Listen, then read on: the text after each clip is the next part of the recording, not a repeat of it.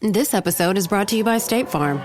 From your morning podcast to your afternoon playlist, State Farm knows you personalize your entire day, and that's why State Farm helps you personalize your insurance with the State Farm Personal Price Plan. It offers coverage options that help protect what you care about most at an affordable price just for you. Like a good neighbor, State Farm is there. Prices vary by state. Options selected by customer. Availability and eligibility may vary. This episode is brought to you by LifeLock. It's tax season, and we're all a bit tired of numbers. But here's one you need to hear. $16.5 billion. That's how much the IRS flagged for possible identity fraud last year. Now here's a good number. 100 million. That's how many data points LifeLock monitors every second. If your identity is stolen, they'll fix it. Guaranteed. Save up to 40% your first year at LifeLock.com/podcast. Terms apply. This podcast contains adult themes and language, and some of the things that we discuss may be disturbing to some listeners. In this podcast, we discuss sexual assault, torture, race, and murder. Listener discretion is advised. Please take care of yourself.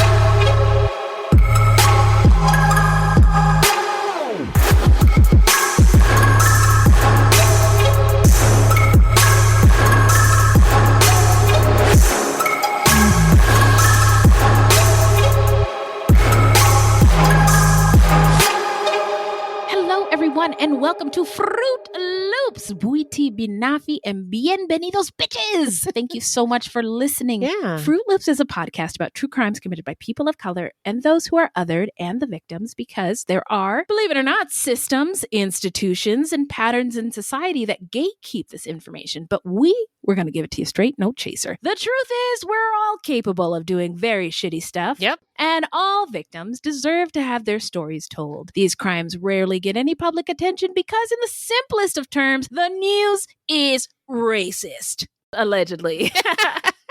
And we are Wendy and Beth. She's Wendy, a Black Latinx woman, and I'm Beth, and I just happen to be white. Mm-hmm. Now, that's just a little piece of who we are. Oh, yes. But who we are not is journalists, investigators, or psychologists. We're just a couple of gals interested in true crime. Also, the opinions expressed in this podcast are just that, our opinions. So, who are we talking about today, Fred?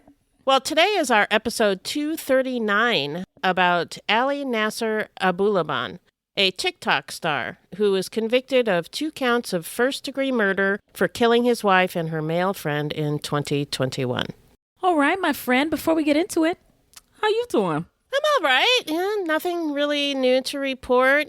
Came back from vacation. Now it's, back to the grind again. The grind. The grind. The grind. How much longer do you have to do that? When are you retiring? Oh, God. It's going to be like 10 more years, I think. No, friend. You hear that, Fruities?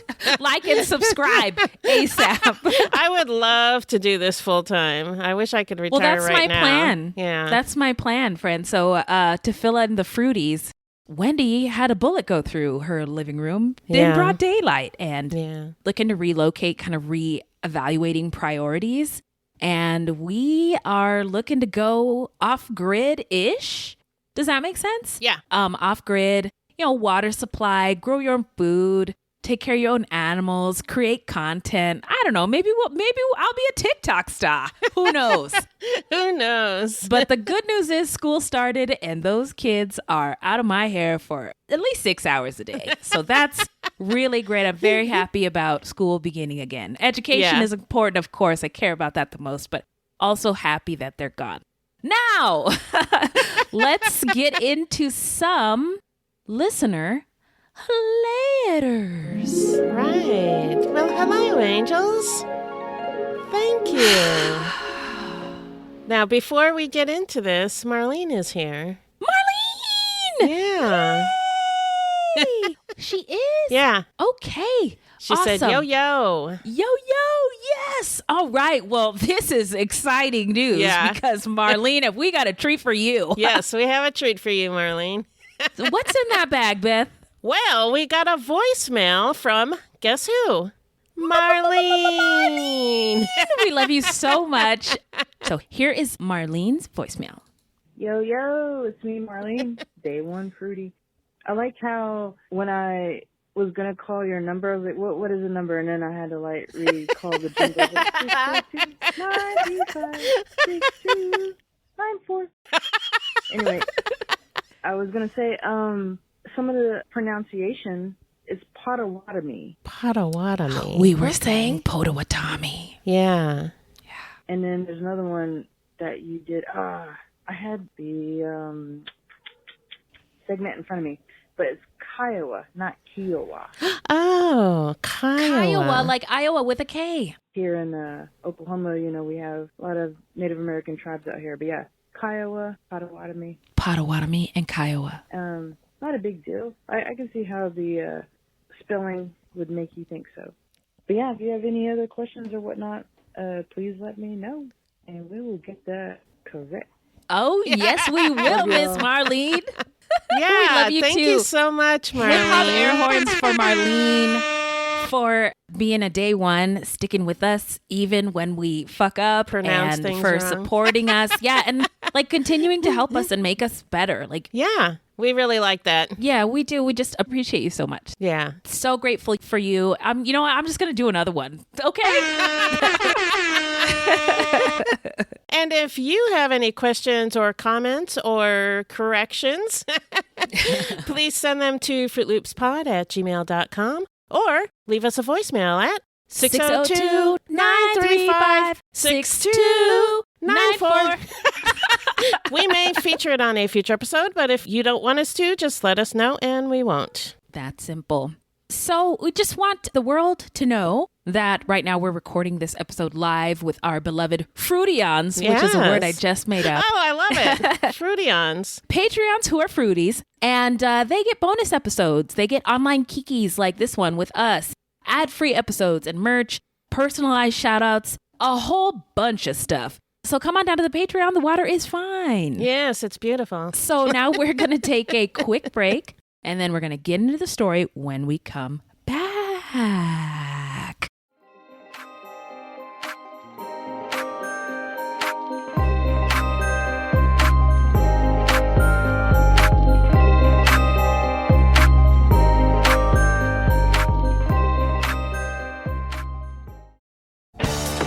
Still getting around to that fix on your car?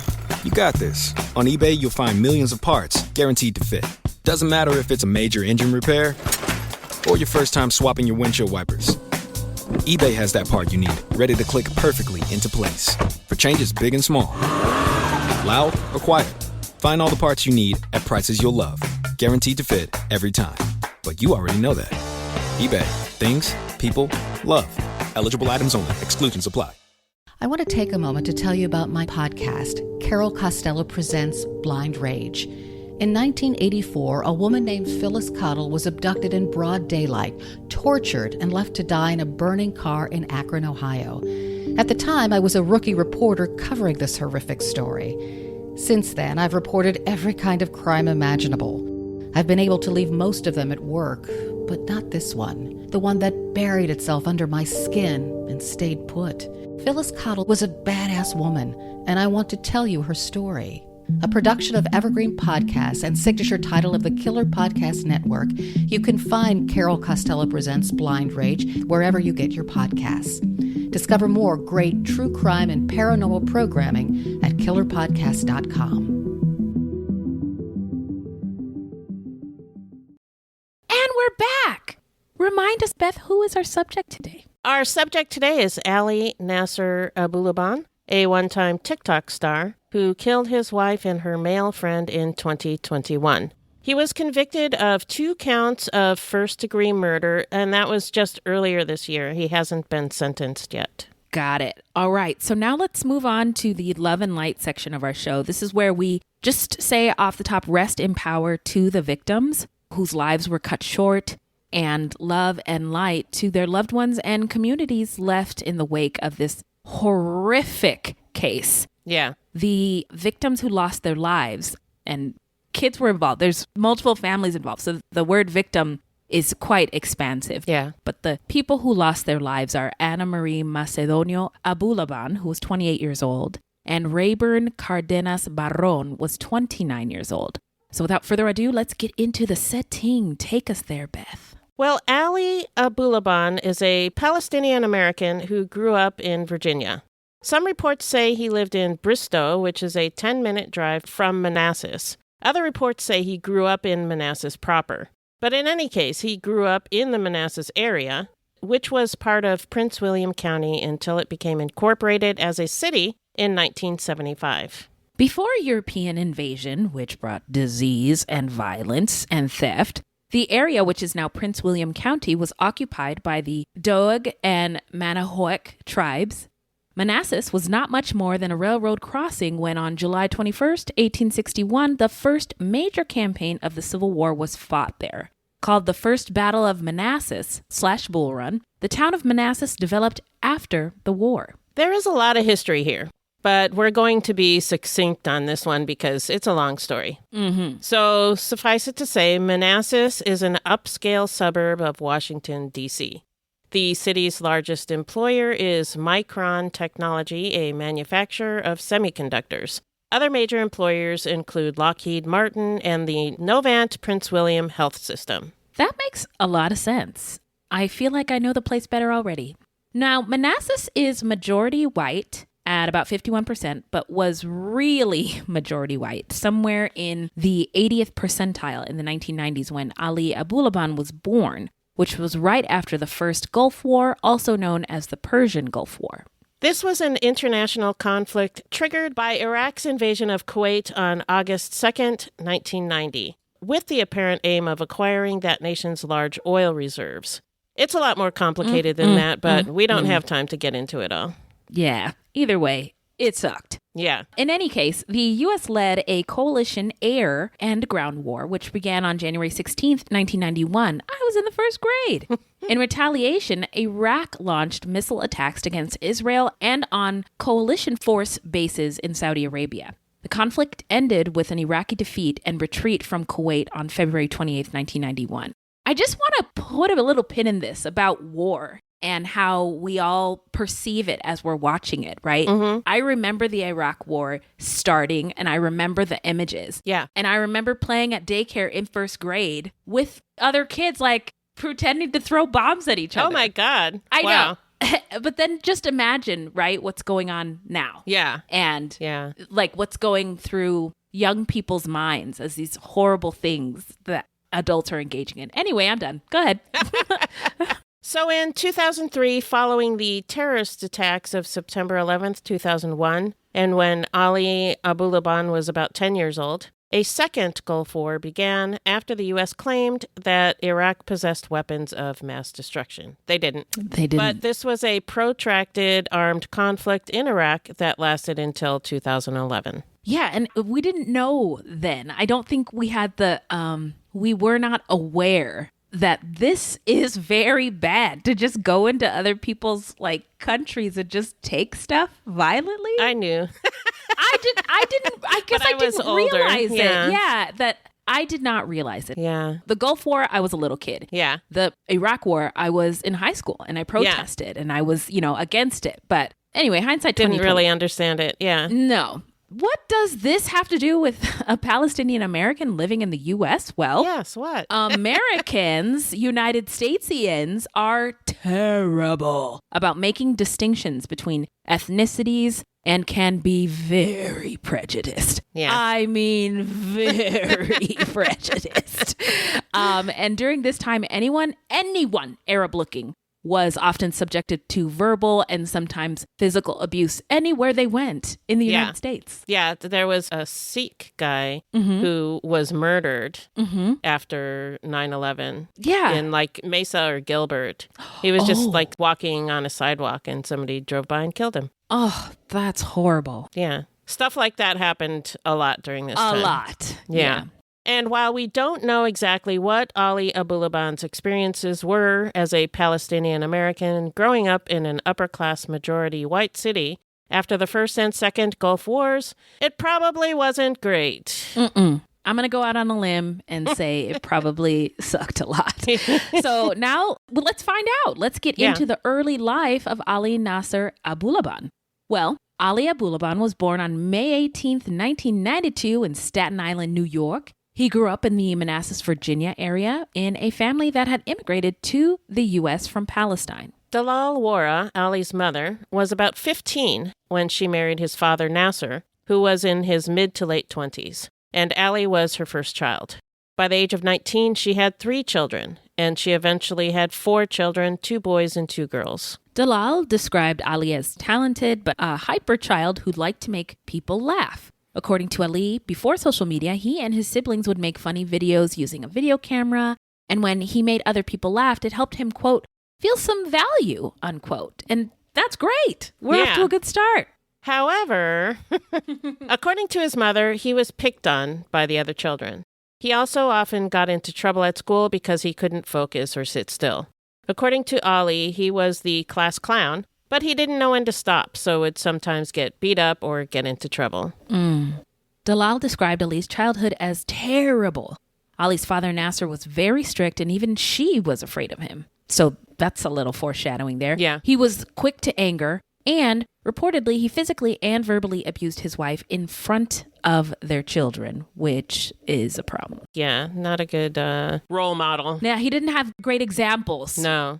Ali said, quote, everything was an overreaction, violent, explosive, unquote.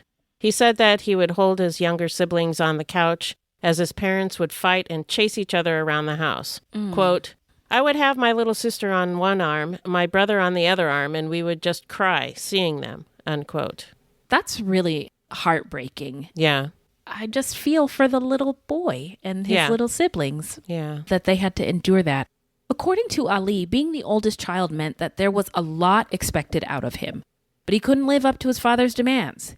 He said he was afraid of his father before he could even understand what the fuck that meant. I laugh, but it's not funny. No, I think this is a struggle of many male presenting or males assigned at birth that at one point you don't know whether to hug or like beat up your father, right? There's this sizing up, that happens with men. I've heard, I don't know.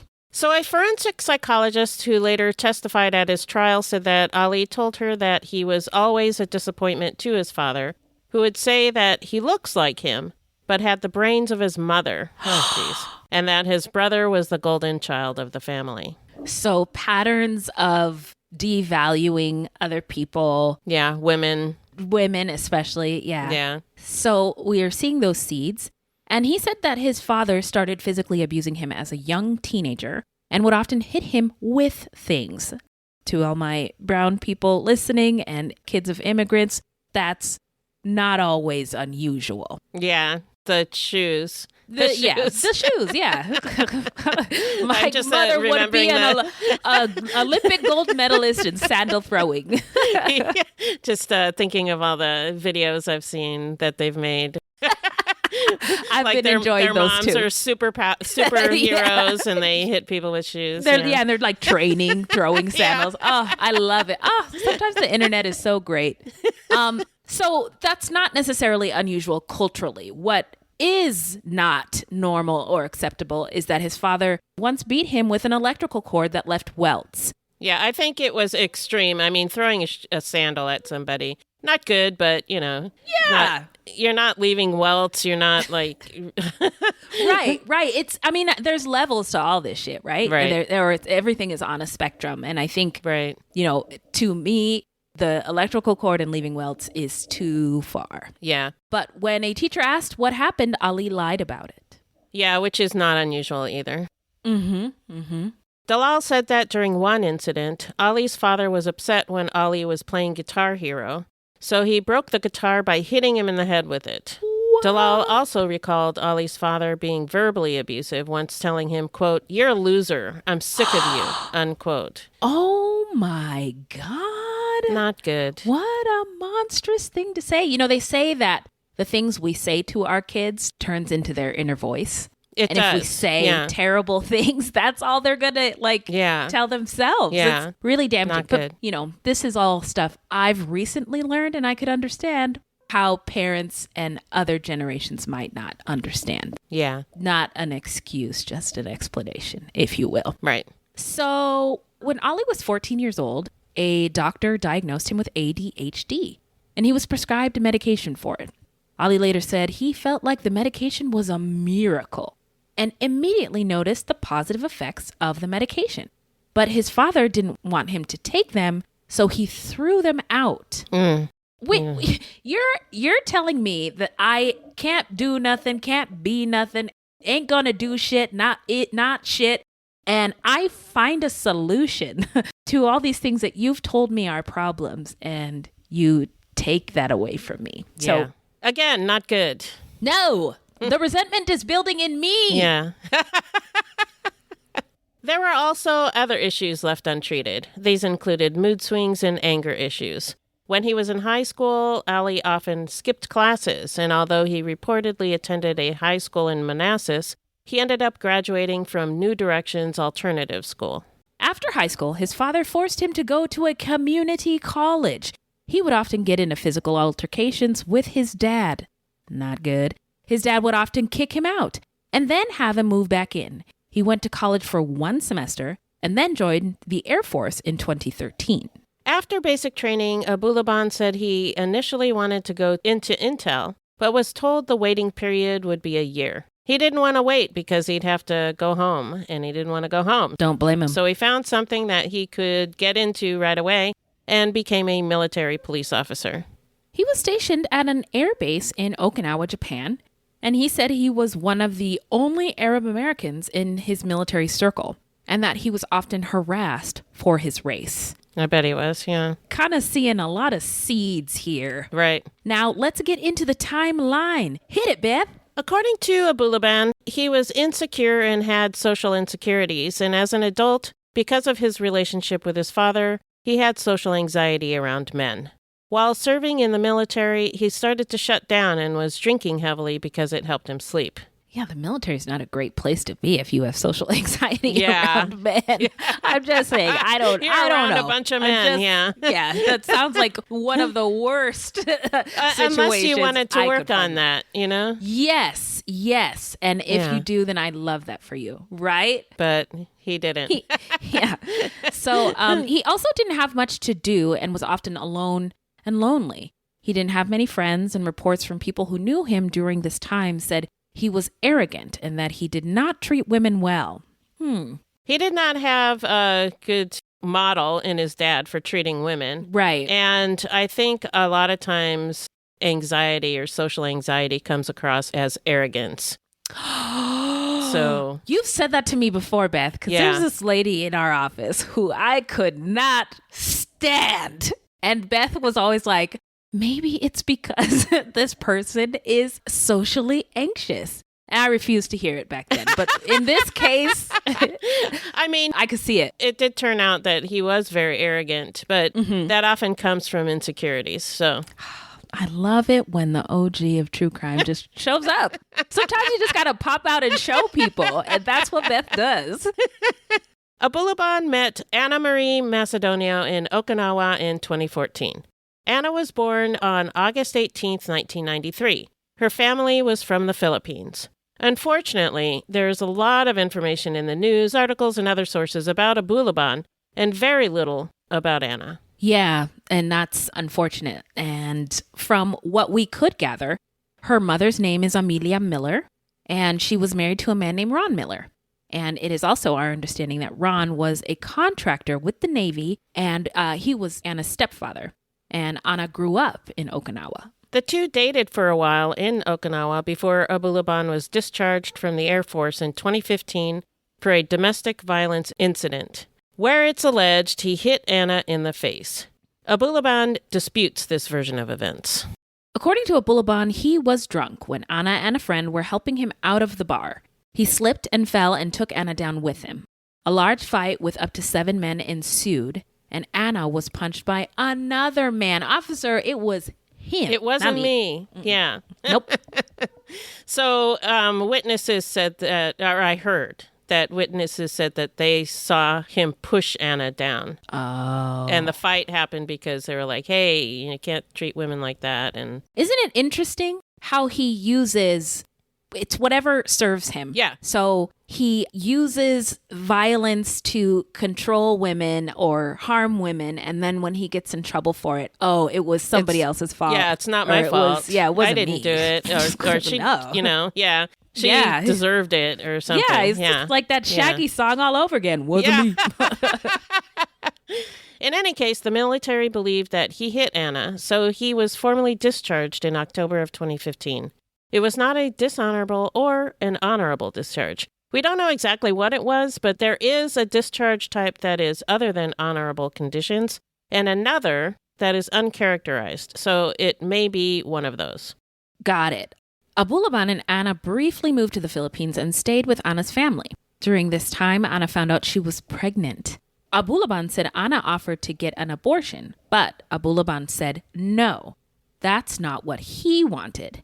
And this is what they had been dreaming about together anyway, right? This is our dream, right? That's what he said. Yeah. I don't know what her dream was. Yeah. Around this same time, almost 2016 now, Anna told Abulaban that she was actually already married to a man named Sean Torres. Anna told him that Sean got kicked out of the military, went back to the United States and was supposed to get her a visa, but went back to his ex-girlfriend instead. Ooh. So he basically abandoned her in Okinawa. Yeah. Abulaban said that when she told him about this, he was hurt and he didn't feel like he could trust her anymore. Okay. But he loved her, so he returned to Virginia to make money to get Anna a visa. He worked several jobs and lived with his parents. When Anna went into labor, Abulaban got on a plane and was there for the birth of their daughter, Amira, in the Philippines.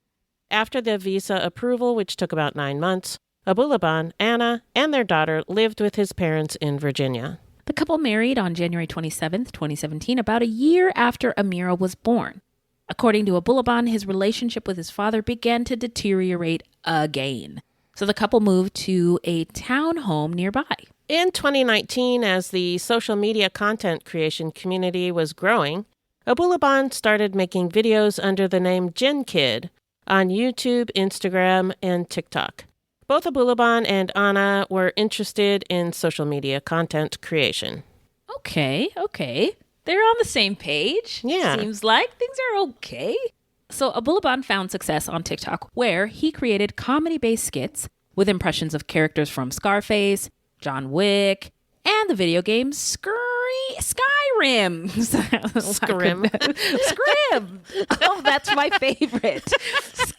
Skyrim is what it is called, among others. And Anna was very supportive. She was the one behind the camera, and she also set up lighting and did his makeup if he needed it for a skit. One of the first videos he posted on TikTok went viral, getting over 17 million views. Wow, that's impressive. That's impressive stuff. So, and I've seen his videos. I mean, I didn't think they were funny, but, he was consistent and he was creative. And those are all things that check boxes and get you that monetization that everybody wants so bad.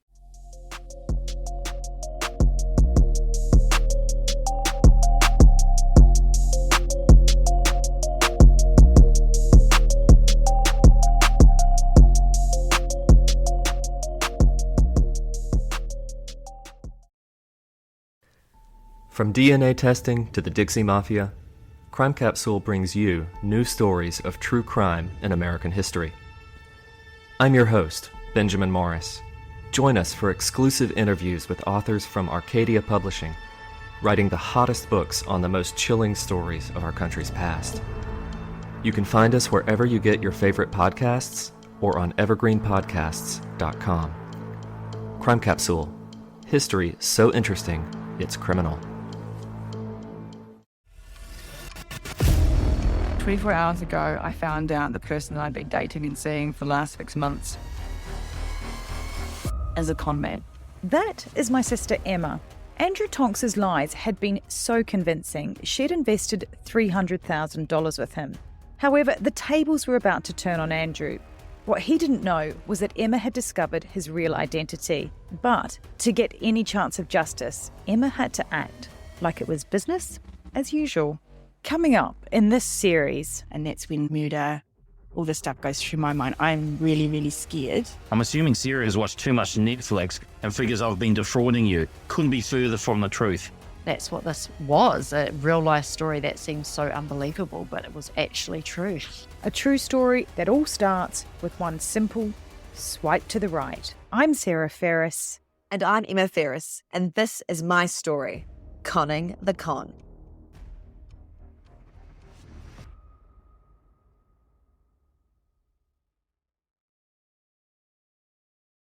So Abulaban grew a massive following online, and Anna was sometimes featured in his videos. By the way, Anna is one of the most beautiful women in the world. Yeah. Anna was a popular content creator herself, mainly on Instagram.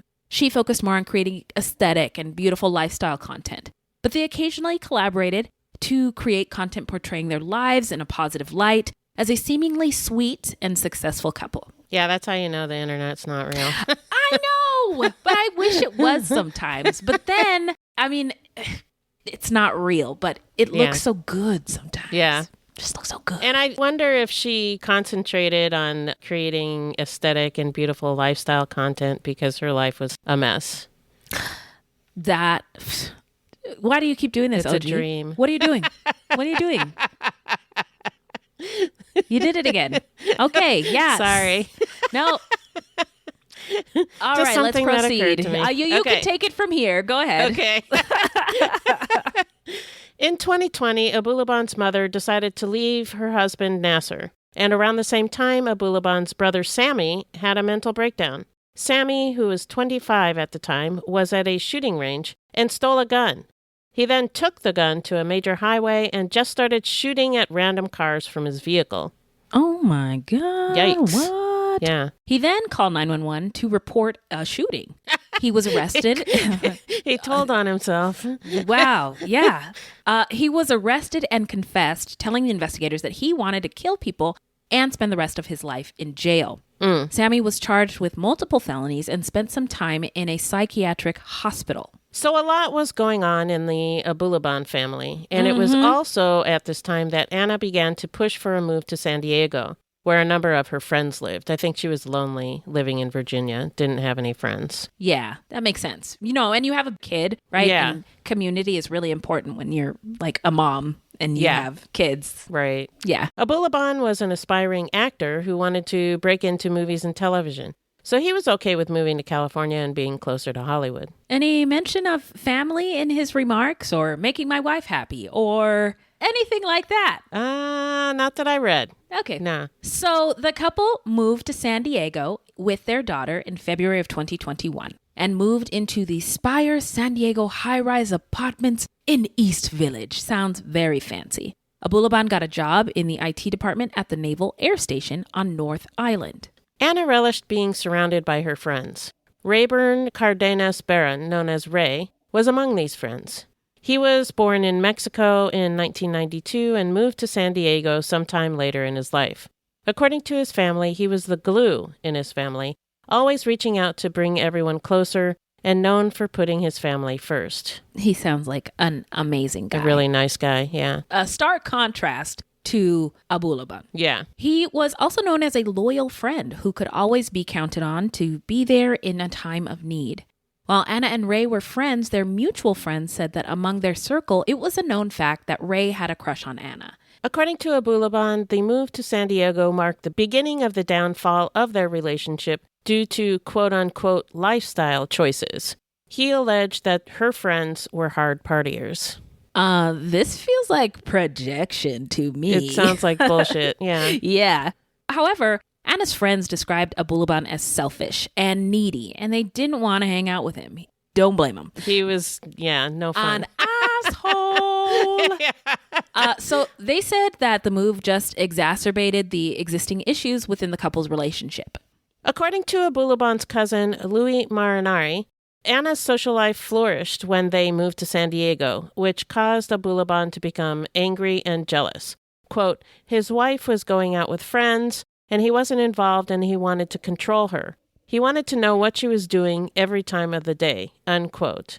And I also heard that he would, like, if they were together and her phone rang, he would pick up the phone and screen it before he would let her answer. What? Yeah. And I should also point out that it feels like it's insidious and it's in like small increments, right? So people wondering, why didn't she leave, right? These things were small. It doesn't all happen at once. Yeah. At the same time, Abulaban's popularity on social media attracted a lot of attention from women, and Anna's friends allege that Abulaban cheated on her multiple times. The jealousy and mistrust that stemmed from all of these issues created a very toxic environment. Abulaban became regularly abusive and controlling towards his wife. He later admitted to heavy and constant cocaine usage after moving to San Diego and said that his cocaine addiction made him violent. He was also becoming increasingly erratic. Okay, this is where we insert a doing drugs. So he even took recording himself berating and threatening Anna. This is wild. And posting the videos online. Like, what did he think was going to happen? Yeah. So in one social media live stream, and I did watch one of these videos, he loomed over her and scolded her, telling his followers not to get married because he threw his life away on her. I don't know how he expected that fans would like that. It was just so gross and awful. Yeah, that's not what he was thinking. He was thinking he was shaming her in front of everybody. That's what he was thinking. And she does it again. Yeah. She does it again. Do you know, Beth? Okay, so when I was trying to analyze his abuse and their relationship, I've been watching a lot of marriage story clips on Instagram. Okay. And psychologists and marriage counselors will put this is him being extremely insecure and having no more options. So he turns to rage. Yeah. Anyway, I should have just saved my time because you already got all the information. You just keep it up over there. So in other TikTok live videos, Abulaban is seen yelling at Anna and snorting cocaine. What? He accuses Anna of cheating, calls her a bitch and a whore, and argues with her. This is all on live TikToks. My God. Wow. He threatens to tell police that she beat him up too, telling her, quote, "Say goodbye to your citizenship, Ms. Filipino," unquote. Oh my God. So basically in every way that he's been harmed throughout his life, he's doing to her. He's harming her. Mm-hmm. Yeah. Abulaban's defense attorney later alleged that Anna was abusive in her own way. Okay. And Abulaban's mental health spiraled amid his, quote, fruitless attempts to keep her happy, unquote, which also exacerbated his undiagnosed bipolar disorder. And I am sorry, it sounds like he has done nothing to improve himself in any way. No. And it's just so gross that they're trying to blame Anna. Her, yeah, It is gross. And in any case, the couple's disputes escalated quickly to physical altercations and incidents of domestic violence. Anna called the police on 9 separate occasions beginning in July of 2021. She even considered getting a restraining order against him, but was discouraged by her mother-in-law. Yeah, the mother-in-law. I got words for her later. So Abulaban also made multiple calls to 911 in which he expressed concerns about himself. Maybe he didn't realize that police have internet and can watch videos too. But in one of the calls, a police dispatcher felt Abulaban was having some kind of mental breakdown and referred him to services that could assist him. I don't think he ever did anything about it, though. I didn't read anything about how he did anything. Yeah, and we'll get to the trial, but he is clearly not somebody interested in introspection and self-improvement or any of those things. Yeah. So according to Clifford Gania, Abulaban's manager, Abulaban began working for him in March of 2021, and from March through July, there were no issues with his employment.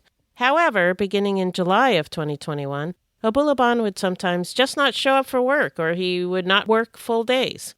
That month, Abulaban requested a short-term disability leave. Oh, interesting. So Abulaban did his leave, and then he returned to work in September of 2021. And according to his manager, at first, everything was fine. But Abulaban quickly fell back into old patterns and he was missing work again. And the Abulaban's relationship continued to spiral out of control. After multiple instances of domestic violence and accusations of infidelity, Anna sought to leave the marriage. The final straw came in September when she said Abulaban slept with another woman who lived in their building. This allegedly led Anna to start seeing Ray Barron. By October 21st, Abulaban and Anna were no longer living together. Anna was living in the apartment with Amira, and Abulaban was staying in a hotel. But Abulaban had copied a key to their apartment, so he still had access to it. He said he also downloaded an app on their 5-year-old daughter's iPad. He did this in order to turn it into a listening device. That's gross. How dare you? Yeah. And also, what the fuck? 3 days before the murders, Abulaban's cousin Louis hung out with Abulaban and said that Abulaban was acting strange. Louis said Abulaban thought the separation was temporary, that he was in denial about it, and thought they were going to get back together. He also said, quote, "He pulled out a bag of cocaine, and then I was like, you're going to get us all in trouble." He's like, "I'm Gin Kid. Nobody can touch me because I'm Gin Kid," unquote. Wow. Talk about delusional. Because it's almost like, I think people think that when BIPOC people reach a certain level of status that the rules don't apply to them. That maybe, but they still definitely do. They still definitely do. Nobody gives a fuck about Gin Kid. This is cocaine, and they will still take us to jail. So the last day Abulaban came into work was on October 19th, 2021, when his manager told him that he needed to come into work every day. Imagine that. Or else Why? he would have to report it. And the next day, Abulaban did not show up for work at all. And this was reported with the intention to have Abulaban terminated. So on October 21st, Abulaban had an order of groceries and roses delivered to the apartment. He said he was anxious to see Anna's reaction to the flowers, but then became suspicious when she sent him a nonchalant response regarding the delivery. So he drove over to the apartment. Piece of shit. I mean, yeah. And she doesn't want to have anything to do with him. And he's sending her stuff and then wanting to get a reaction out of her. Oh, my God. Couldn't he have just gone to work? Yeah. Put his energy in going to work? So a mixture of surveillance video from the apartment complex and a camera from a neighbor captured various events throughout that day. Anna left with Amira to take her to school, and Abulaban then entered the apartment after 9 a.m. Abulaban said he found some of the groceries still outside the apartment's front door and the roses inside the apartment crushed beneath Anna's makeup bag, which pissed him off. And when he texted Anna to ask where she was, she said she was at the apartment. Uh-oh. So this sent Abulaban into a rage, which he had no fucking right to do anyway, but he did. And he vandalized the unit and threw away some of Anna's belongings. In an audio recording played in court, Abulaban could be heard yelling, quote, "She's lying! She's cheating on me!" unquote. Which is never an excuse to... But she's not cheating on him. Even if she was, that's not an excuse to destroy somebody's home or kill them. Yeah. But she wasn't. She wasn't because they were broken up. Right. We were on a break. Remember from Friends? Yeah, Friends. Yeah. Abulaban then placed his daughter's iPad behind the bed to use it as a listening device to catch Anna with another man, and he left. When Anna came home to find that the apartment had been vandalized, she texted Abulaban, quote, "I want you out of my life once and for all," unquote. So see how clear she has been? Yeah. And it seems odd that he just didn't He doesn't get it. Yeah. Later that day, Anna and Ray Barron were seen on surveillance video going into the apartment. A friend said that Anna planned to file a restraining order against Abulaban that day, but she just never got the chance. Back at his hotel room, Abulaban was listening to the audio coming over the app when he heard Anna and another man talking. So he immediately sped back over to the apartment. His movements throughout the property were captured by a number of surveillance cameras. Around 2:50 p.m. that day, Abulaban was seen on video going into the parking garage and up the elevator to the 35th floor. Once on the 35th floor, a neighbor's security camera captured the audio of Abulaban opening the door to the apartment, the door shutting, and within 3 seconds, gunshots. Between 6 gunshots, you can hear Anna screaming. After the 6th shot, Abulaban is heard yelling, "Anna! Anna!" several times. Moments later, he is seen on camera in the hallway talking on his cell phone. Okay, so now let's get on into the investigation and the arrest. So here's what I got for you. After the shooting, Abulaban called his mother and told her that he killed Anna. She initially didn't believe him, but then he sent her a photo of the bodies as proof, which is all kinds of fucked up. Gross. And she said she immediately deleted it, hung up the phone, and fell on the ground. She then drove from Las Vegas, where she was living, to San Diego, worried about where her granddaughter was. Abulaban also called 911 at about 3:10 p.m. to report that he found both victims dead in the living room. He later claimed that he called to get Anna and Ray medical attention because he wasn't certain whether or not they were dead. But I think he was trying to say that he found them, but there's too many video cameras. Yeah, sorry, pal. Yeah. Isn't it funny how video takes down a video star? Anybody else think that's ironic or poetic or something? Something, yeah. So the 911 dispatcher asked him to stay on the scene, but Abulaban quickly ended the call, saying he had to go.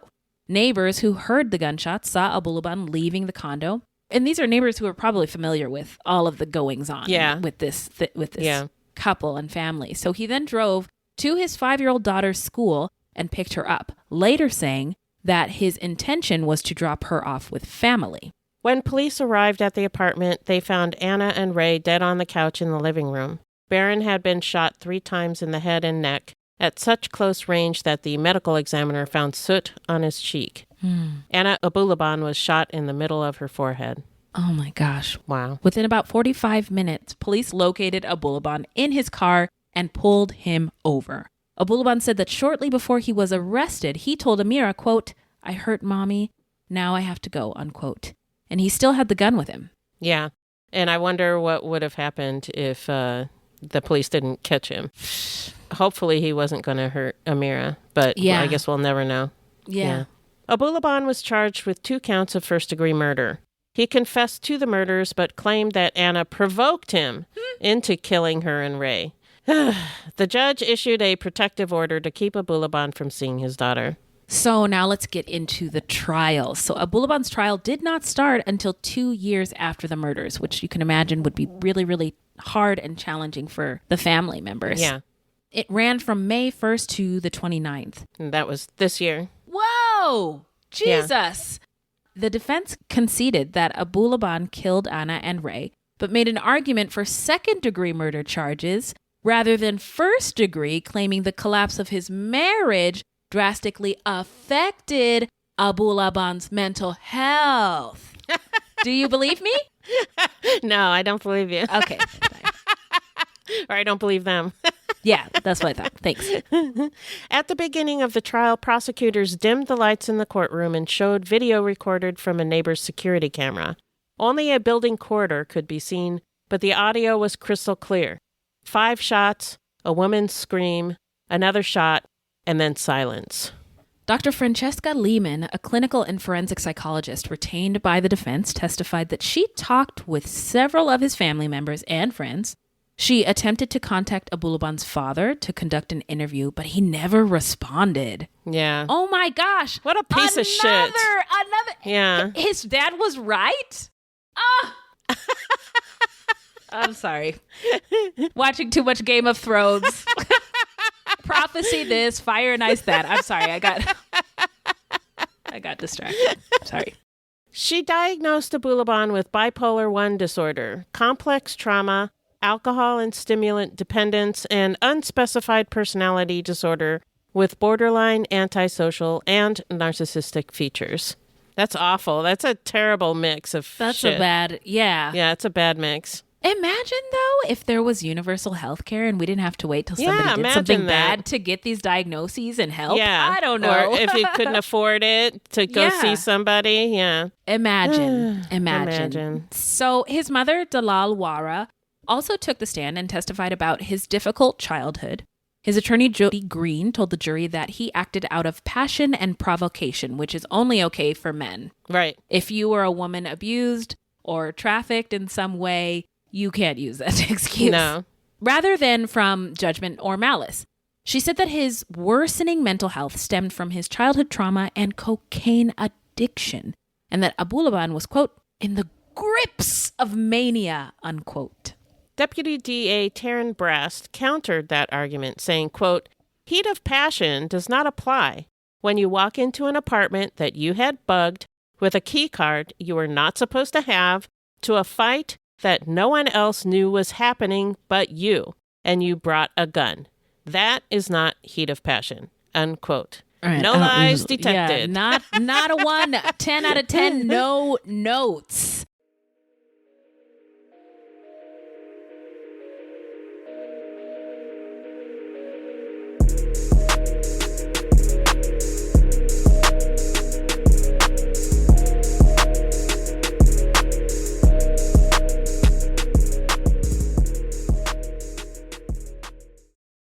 The truth about the Haditha massacre has been covered up, but not anymore. I know you know what happened. They went into houses and killed women and children. What are you thinking? What a mess. U.S. Marines murdered innocent civilians in cold blood. And at the center of it all is 25-year-old Sergeant Frank Wuderick. And me. Murder in House 2. A new podcast from Crowd Network. One of Abulaban's friends, Konstantin Sarakanis, testified about the times he saw Anna and Abulaban together. He claimed that Abulaban had been empathetic toward Anna, but claimed that Anna was not kind. He said prior to Anna and Abulaban moving to San Diego, he never saw the two using drugs in Virginia. Sarakanis said that when he learned of the drug use, he told Abulaban to get away from Anna to get control of his drug usage. But that didn't seem to happen. I get that this is also a tactic, right? To mitigate the for sentencing sure. and mitigate the crimes in the eyes of the jury, but it's so gross, it's hard to get through. Yeah. Because we know it's not true. I mean, I don't think it's true. I'm just saying it's hard to get through. But Abulaban testified in his own defense. What a fucking fool. He was a volatile witness, to say the least, sometimes having angry outbursts and sometimes crying. He testified that the couple's relationship was tumultuous, and he confessed to using drugs. He also admitted to physically abusing Anna, stating, quote, I was just very impulsive, unquote. So it's not my fault. I was just an impulsive guy, that's all. Yeah, no, that's cool. That doesn't work. Abulaban testified to meeting Ray Barron at parties around San Diego and said that Ray often made flirtatious remarks to his wife, which he did not like. Abulaban said that he was startled to find Anna with Barron on the couch. Abulaban said, quote, him of all people, I couldn't believe that she could do that to me. Oh my God. Unquote. Abulaban said in court, this is laughable. This is a laughable excuse for doing something horrible. Abulaban said in court that he snapped when he saw the two of them together.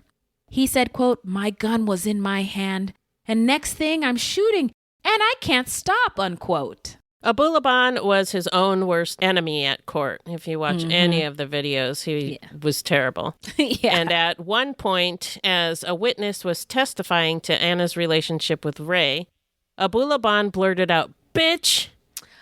Like, oh my God. Wow. Yeah. You should I would do have, that. if I was on the jury, I'd be like, yeah, you're guilty as fuck. Guilty as fuck. Yeah, and I noticed his courtroom behavior is he was very rude to the prosecutor female who was a woman. Questioning him. Yeah. Mm-hmm. And when she would ask him questions, he would respond to the judge and ask the judge questions, right? Like almost like the female lawyer didn't matter. Or she the jury exist. didn't matter. He didn't look at any of them. Only the judge. Like he could only see Respect the person the of judge. authority. In that room, which also basura behavior. Yeah, not good. So the jury began deliberating after closing arguments on May 24th. On May 29th, the jury returned with a verdict, finding Abulaban guilty on both counts of first-degree murder, an intent to kill with malice aforethought, instead of second-degree murder, which is intending to do with malice and not premeditated. Yeah, it was definitely premeditated. Yeah. Sure was. And the jury said so we don't have to say allegedly. As the verdict was read out, Abulaban became emotional, wiping tears from his face as the gallery cheered. Boo fucking who. Yeah. So now let's get into where are they now? I'll tell you. Well, despite not posting since his arrest, Abulaban's social media profiles were still active and growing. And in 2022, he even had more followers on his TikTok than at the time of Anna and Ray's deaths. It's been reported that his account has since been banned by TikTok, but you can still find his videos on there, which I don't know. I don't know why, but... I don't either. Yeah. Because, I mean, Instagram is so fucked up, Instagram and TikTok, that certain creators cannot use certain words or put up certain images. And that's why they say you have to say like unalived and stuff like that because it's banned. But so I don't know. Is okay? That is weird. Yeah, there's like a bunch of Jin Kid accounts. There's like Jin Kids with an S and other ones that use the name Jin Kid. And so his videos are still on there. Oh my gosh. It's weird. Yeah. Well, I would hope that whatever profits those videos are making from whatever content is out there, that they go to his daughter. Yeah, I don't know. Hope, but probably I don't know. not. Just a thought I had. Speaking of his daughter, from what we understand, Amira now lives with Abulaban's mother. Unfortunately, in most stories, Ray Barron is mentioned only as an afterthought, so we could find very little about him. Yeah, so if anybody listening knows more information about Ray, we have started getting feedback from listeners, like when we announce, hey, we looked for information about this victim or that victim, and we've been getting feedback. So if you're listening to this and you knew Ray Barron or you knew Anna Abulaban and you have wonderful things to say about them or their memories, please let us know. Yeah. But this story was featured on a documentary called The TikTok Star Murders on Peacock. Yeah. Peacock. So now... Peacock. Peacock. So now let's get into what we think made him snap and our takeaways. What are your thoughts, Beth?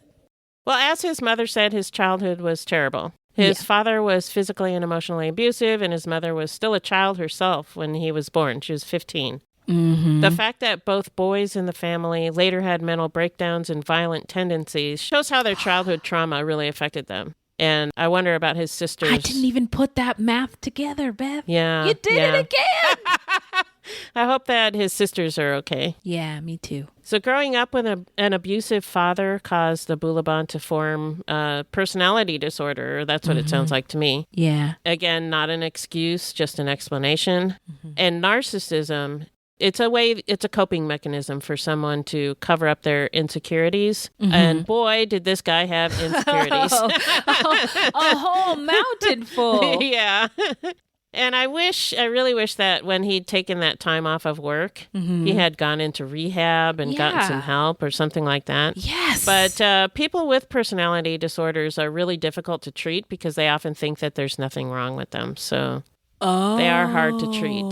They have to really want to be. Yeah, they have to really, because it is a personality disorder. It's not just a mental health issue. It's a personality disorder. It's part of your personality. And that's different from a mental health disorder. It is. Yeah. Oh my, you gotta stop doing this.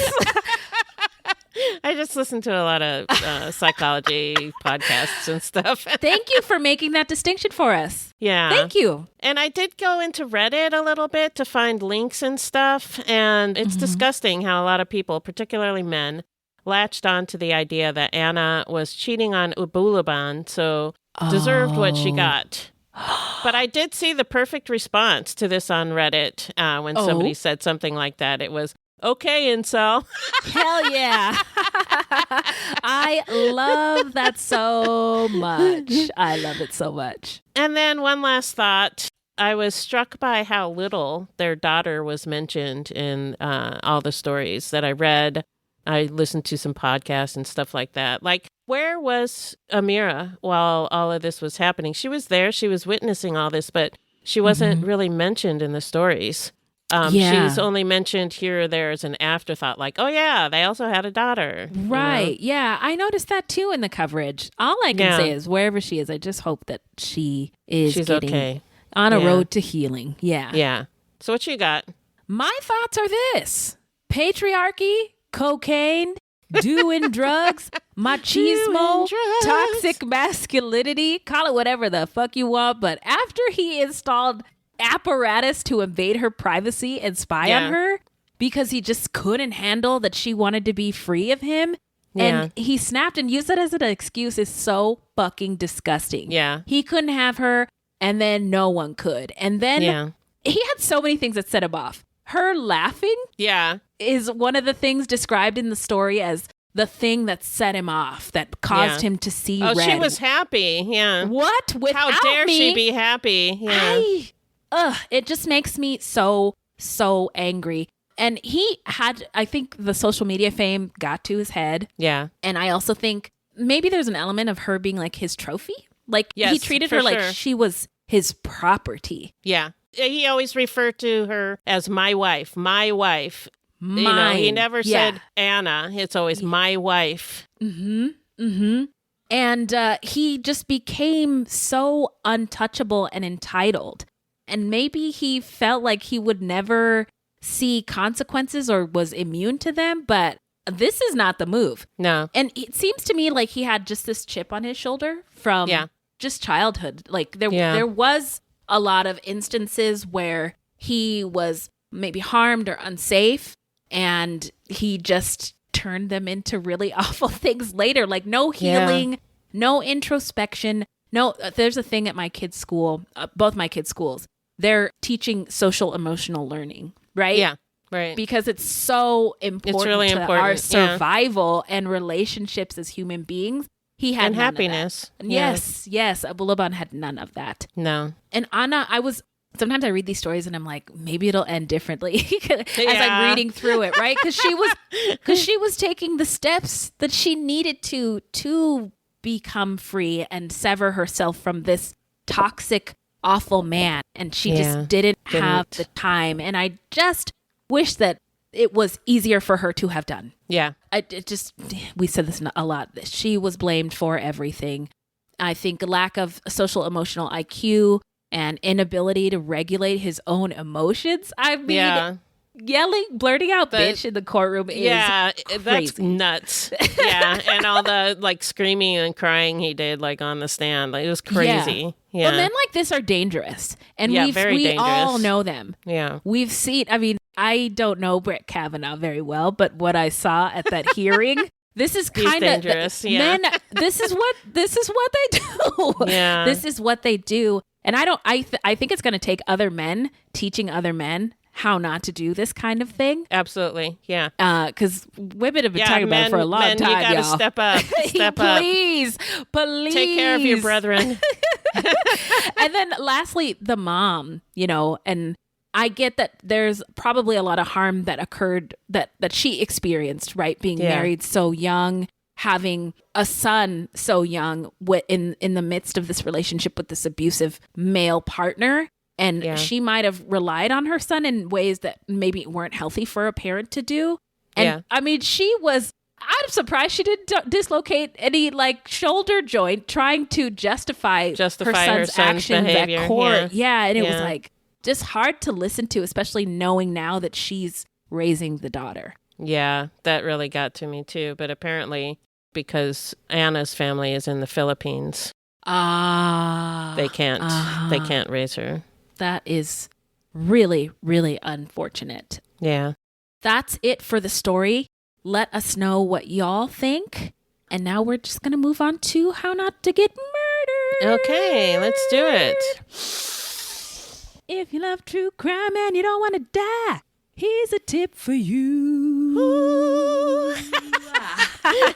This segment is not intended to be victim blaming. We thought of this segment because I read somewhere that a lot of people listen to true crime because they want to know what they can do to be safer.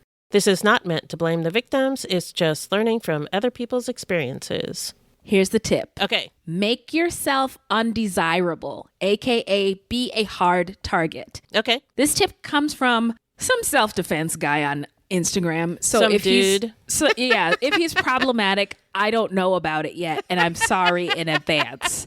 But the video, I watched it so many times and just wanted to share it. But they posted a video about being mindful of like what you're wearing and how you're carrying yourself. Make yourself undesirable. Walk confidently, right? Yeah. If you're not making eye contact or you're like not paying attention, boom, got him. Somebody could get you. Yeah. Walk confidently. Don't wear 2 earbuds or have your ears covered if you're walking outside. Be aware of your surroundings. Wear sensible shoes in case you need to run away swiftly. Predators are looking for this kind of stuff. Can she run away? Ooh, that hoodie. I could grab that hoodie real easy and just pull them back and stab, stab, stab. You got to think about these things. Yeah. That is the tip. Make yourself All right, undesirable and a hard target. Thank you. Cool. Now it is shout out time, where we shout out any content by people of color or about people of color or by or about any other marginalized folks or any true crime goodies. I've been in my HBO bag lately. It's been a safe place to escape the realities of the world. Yeah. And do you guys remember Tiger King? Oh, yeah. There is a new show from the creators of Tiger King called Chimp Crazy. I saw an ad for that. Is it good? It was everything I dreamed of and more. I mean, so white trash. It's.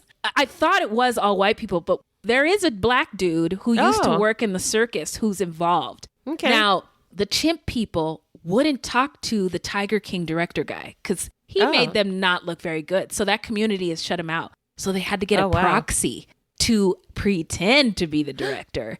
And this proxy is a black guy who used to be in the Barnum & Bailey circus and work with chimps and other animals as part of his career. It's just, there's things that I couldn't believe it. Okay. Diapers on, people do this, man. It's crazy. Anyway, it's so good though. Okay. And Industry season 3 is here. Amazing cast, many people of color, many backgrounds, lots of representation, and Jon Snow is special guest. What's that guy's name in real life? I don't know. Yeah, I forget. Kit Harington. yes, Kit. Yeah. Okay, what do you got, Beth? I wanted to shout out a show on AMC Plus called Domino Day Lone Witch. Oh. It's a supernatural drama that follows Domino Day, a powerful young witch with a dark secret. She has to feed on the energy of humans to survive, and she's a black lady. What channel is this on?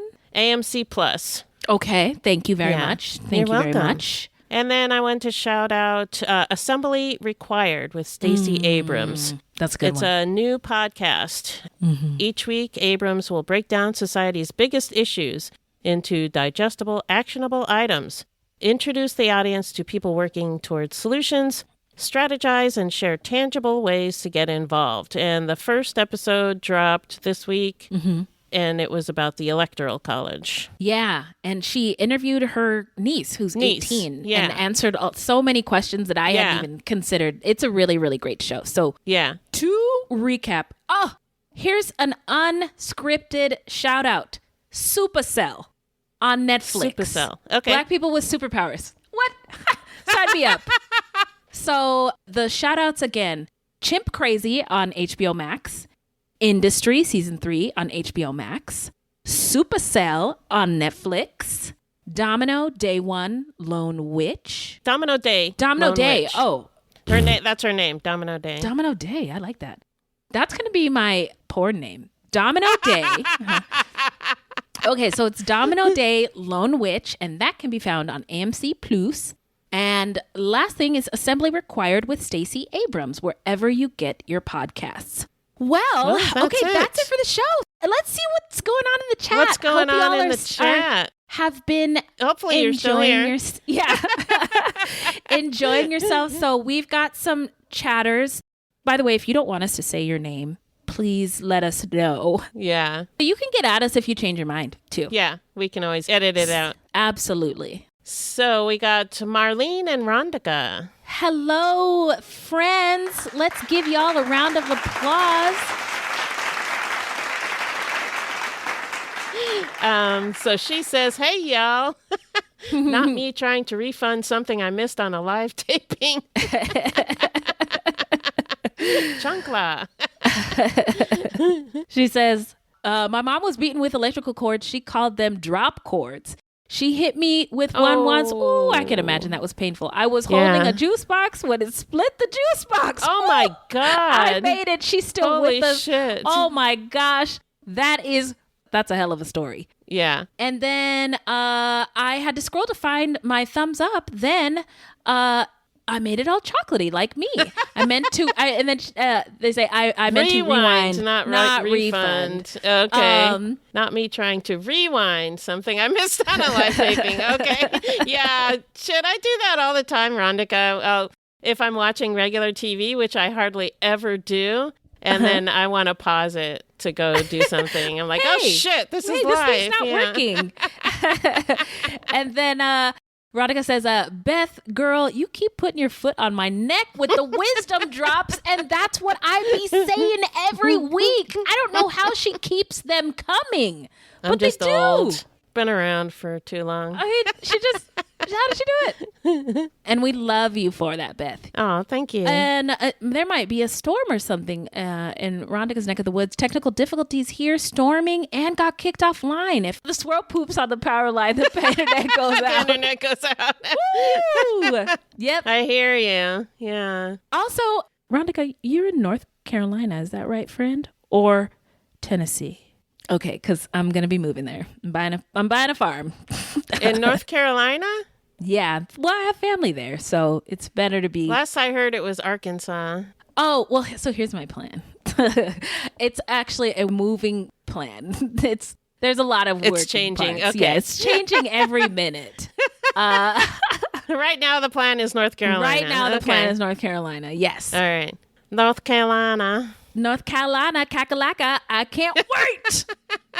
We just want to say thank you guys so much for being here with us. Yeah, thank you. You could have been anywhere in the world tonight, probably tired, work, all the things. And it just means a lot to us that you're kicking it with us. So thank you. We love you guys so fucking much. Yeah. And we really love you guys coming and hanging out with us. Yeah, it means the world. We love you, Fruities. Beth, where can the people find us? Our website is fruitloopspod.com, and we use Fruit Loops Pod for all of our social media. The footnotes for each episode can be found on our website. Plus, check it out for the different ways that you can support the show. Also, join us on Patreon, where we have literally hundreds of hours of bonus content. You can also support us by supporting our sponsors or by giving us a 5-star review. 5 stars only, please. Also, don't forget to subscribe. That's right. Now, listen close. This is a weekly podcast, and new episodes drop every Thursday. So until next time, look alive, y'all. It's crazy out there.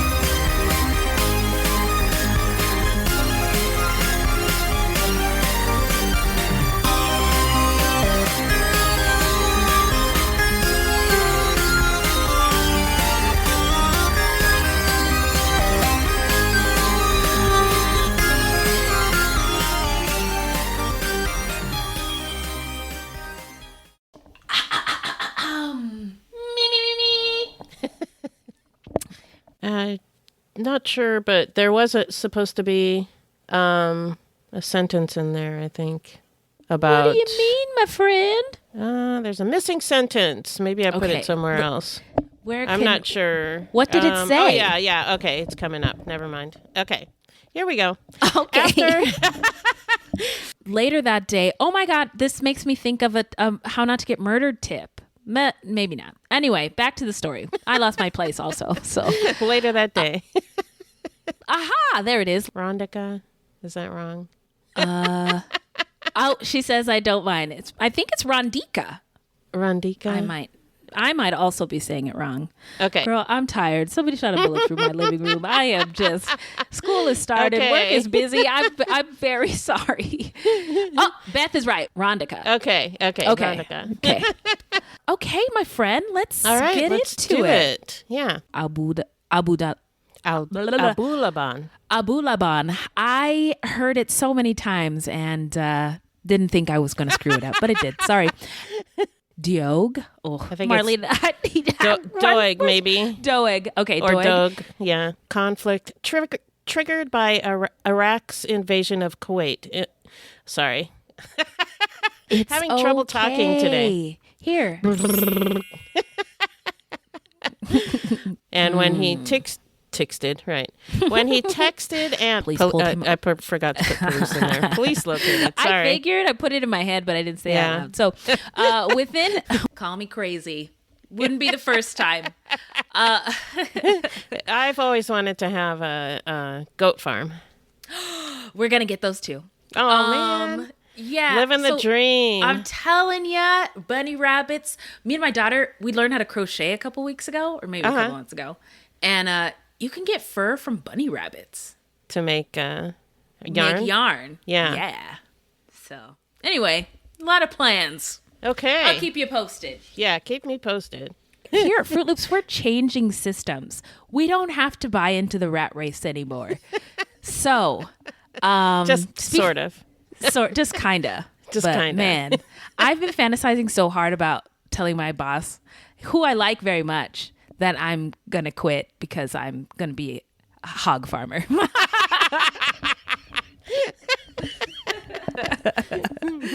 Also, love you, Beth. Night night. Love you too. And night night, everybody. Love you, love Rondika you. and Bye. Marlene. Yes, love you, Rondika, Marlene. Bye. Okay, bye, y'all. Thanks for joining us. Is the pressure of your wedding day being perfect from sunrise to sunset weighing on your mind? Planning a wedding is stressful. But guess what? We are here to help. On the Bridechilla podcast, we celebrate love and help you plan your wedding day. We're all about keeping it real and having fun every step of the way. So whether you're just starting to plan or counting down the days, we're here to help you stay cool, calm, and collected. We have expert tips and amazing guests like wedding dress designer Haley Page. Let's get this party started and embrace your inner Bridechilla. Listen to Bridechilla wherever you get podcasts or visit us at thebridechilla.com.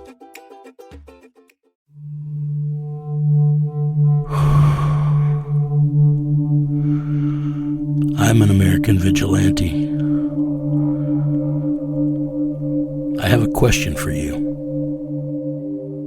What would you do if someone you cared about was abducted, taken from you?